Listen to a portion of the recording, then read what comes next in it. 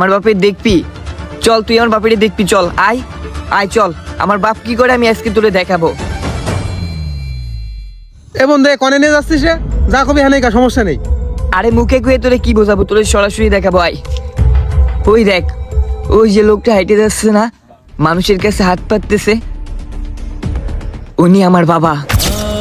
আর তোর বাপের থেকেও ছোট কর্ম করে, আর ওইভাবে হাত পেতে পেতে আজকে আমাকে কলেজে ভর্তি করাইছে। আর তুই তো নিজের বাপের কর্ম নিয়ে তারে ছোট করতেছিস।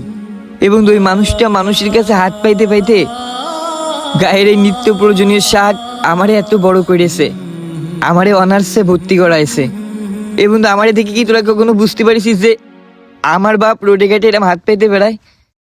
আরেকটা কথা কি জানিস, আমরা অল্প কিছুতে শুকরিয়া আদায় করতে পারি না।